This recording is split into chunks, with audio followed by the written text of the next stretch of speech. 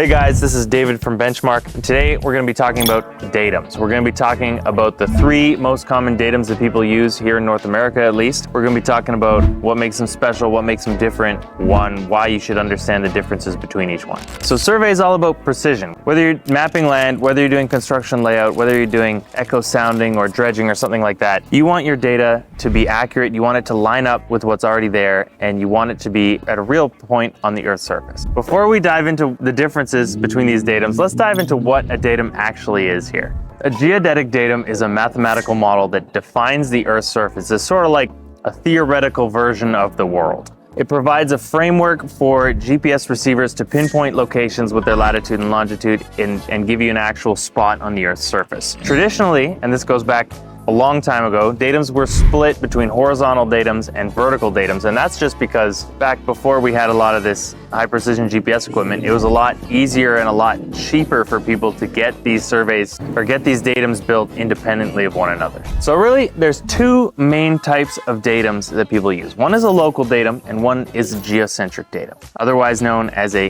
global datum. Now, when we're talking about these datums, the geocentric or global datum is a lot more like the head coach of a football team. It's consistently good all around the planet at every position, but if you were to do work in North America, or say something like that, you'd want a local datum, which is much more accurate in the area, which is much more like a specialty coach for your quarterback or your running back or something like that. So NAT83 is a local datum. That's the most common one used in survey here in North America, at least for horizontal. And what that means is that the reference stations for NAT83 are all over the North American plate. It's built to fit the North American plate really, really well. But that means in other parts of the world, it fits much more poorly than, say, a global datum like WGS84 or ITRF. Now, those are global datums. They're built to monitor sort of the shape of the Earth and the position of the tectonic plates globally. And so they fit well all over the world, but they don't fit as well in North America as NAT83 does. They're used much more for things like marine navigation or, experiments that require positioning in multiple places on the planet, things with more of a global scale than rather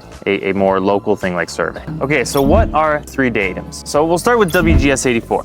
WGS84 is really the standard for GPS positioning and navigation. It's maintained by the US DoD, and most elevations, ellipsoidal elevations anyways, are still calculated on WGS84 to this day. WGS84 is definitely the most common one used in consumer grade GPS like drones or smartphones or something like that, because they send devices all over the planet and they want to have sort of a consistent datum that they work on. So ITRF, right now we're on ITRF 2020.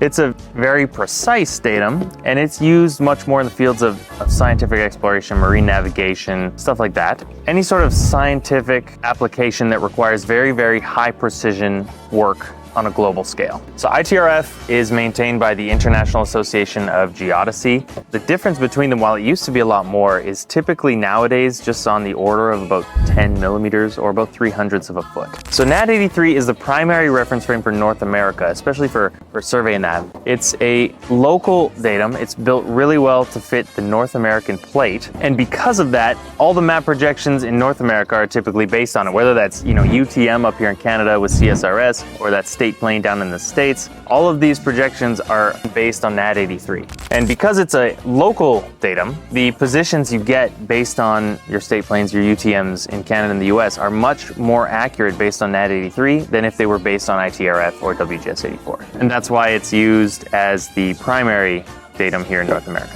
So that's the main three datums here in North America. Hopefully that helps you understand the difference between them, why knowing which one you're using is kind of important, and at least it might help explain why you always see NAT83 or WGS84 in brackets around your data. If you like learning about concepts like this, things like this, I'll put a link to a very similar video here in the corner. You can check it out. Thanks for watching. Have a great day.